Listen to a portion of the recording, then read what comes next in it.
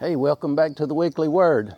We're at the Cherokee Removal Park here on the bluffs overlooking the Tennessee River.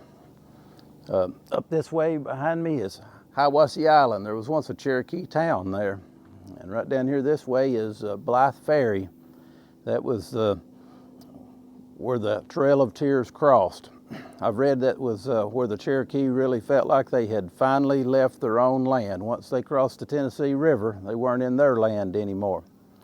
It's late August here, and it's really hot. I'm sweating, but we just got through taking about an hour-long, nice air-conditioned ride through history.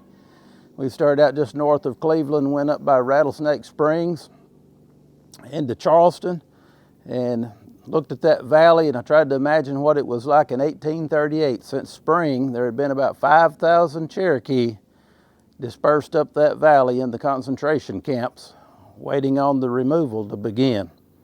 And of course, we made it on to Charleston. We got you a picture here of the Henniger House. And the Henniger House is famous for Civil War history because Sherman spent the night there. But what a lot of people don't know about the Henniger House is it was built between the removal of 1838, and I think it's built sometime in the 40s there, on the site of old Fort Cass, the processing place for the Cherokee. And right there was Winfield Scott's office and the barracks where the Henniger House is sitting at today. So we get to thinking about just a little short drive. There's a lot of history here. It's really a sad thing to think about the Trail of Tears because it really was a trail of tears. And I'm going to read you something here in just a minute, a letter that they sent to General Winfield Scott, begging them not to have to go there while they were sitting out here in these fields at Long Rattlesnake Springs. But it's just sad how people could be that cruel to one another. Of course, the thing about history is it gets glossed over and spun and rewritten over the years, and it's easy to fall into that trap to think that all the whites were evil back then and all the Cherokee were noble. But truth is, there was a lot of sin on both sides, and a lot of people that were just mistreating one another back then all the way around. One of the things that's kind of kept the lid on you don't hear a lot about is, according to the census, in the 1830s, the Cherokee themselves owned 1,277 African slaves. And there were really hundreds of black slaves went on the Trail of Tears too. You probably never heard much about that, did you?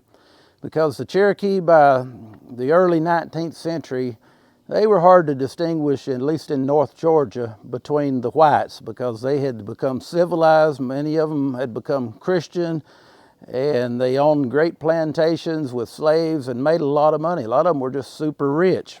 The Lewis Ross home is still standing there in Charleston, very near the Henniger House, and he was one of the richest men in this area at the time, John Ross's brother. But it wasn't that way for everybody, and I don't think anybody wanted to go. But I said there was a lot of sin, but it seemed like most of the sin was in the policies that were coming out of Washington, D.C., and they just wouldn't take no for an answer or have any kind of compromise. It was just hard-heartedness all the way around. Sometimes I wonder if the Civil War, which was less than 25 years after the removal, it makes you wonder if God didn't allow that to happen to our nation as judgment for the way everybody was just treating one another back then. But I don't know. We'll ask the Lord about that when we get there. We should take it that way anyway and be a reminder that, hey, we better treat people the way that we want them to treat us, no matter what color their skin is or how rich or how poor they are. That's what the Lord Jesus said to do. One of the stories I read about the Rattlesnake Springs area was one of the old Cherokee from over in Hanging Dog, North Carolina. He had spent the summer there, and when they finally told him to get in line and they was going to go to what's present-day Oklahoma, head that way to the Arkansas Territory, it was called that back then, he said, "I'm not taking one more step toward the Arkansas." And he stepped out of line, he grabbed a rifle, he went over and laid down at the foot of a tree, and he put his toe in the trigger and ended his life right there. He didn't take one more step toward the Arkansas. I'd say there's a lot of people kind of felt like that. It was just a sad, sad time. What we need to learn about sad times from long ago is we don't learn about history, we're doomed to repeat it. And sometimes I see us headed that way again, that we demonize people because they're not exactly like us, and we don't treat one another the way that the Lord would have us to treat one another. So we should learn from that. Thank you for joining us here tonight. I'm going to walk out over here under the shed in a minute and sit down and get my book out. Got one more segment I want to share with you. I want to read you that letter that the Cherokee formulated to present to General Winfield Scott when they were in Charleston, or Fort Cass as it was called back then. Hey, listen to this letter here. It's hard to imagine people could have been that hard-hearted back then, but you know, people are as much or more hard-hearted today. This is a June 17th, 1838 petition by the Cherokee leaders to General Winfield Scott at Fort Cass, begging him not to make him go. We, your prisoners, wish to speak to you.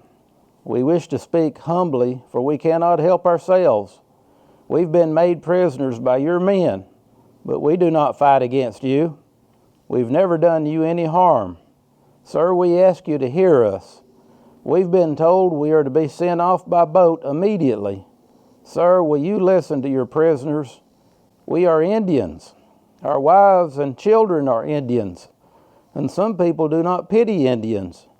But if we are Indians, we have hearts that feel. We do not want to see our wives and children die. We do not want to die ourselves and leave them widows and orphans. We are in trouble. Sir, our hearts are very heavy. The darkness of the night is before us. We have no hope unless you will help us. We do not ask you to let us go free from being your prisoners, unless it should please yourself, but we ask that you will not send us down the river at this time of year. If you do, we shall die. Our wives will die, and our children will die. Sir, our hearts are heavy, very heavy. We want you to keep us in this country until the sickly time is over. It was hot summertime, and they were suffering cholera, many of them. So that when we get to the West, we may be able to make boards to cover our families. If you send us now, the sickly time is commenced, and we shall not have strength to work. We will be in the open air and all the deadly time of sickness, or we shall die, and our poor wives and children will die too. If you send the whole nation will die. We ask pity. Pity our women and children if they are Indians. Do not send us off at the sickly time. Some of our people are Christians. They will pray for you. If you pity us, we hope your God will be pleased and that he will pity you and your wife and children and do you good. We cannot make a talk. Our hearts are too full of sorrow. This is all we say. Of course, it fell on deaf ears. Thanks for joining us here this evening, and hope you have a blessed week, and be sure and go to church somewhere this Sunday. See you next week.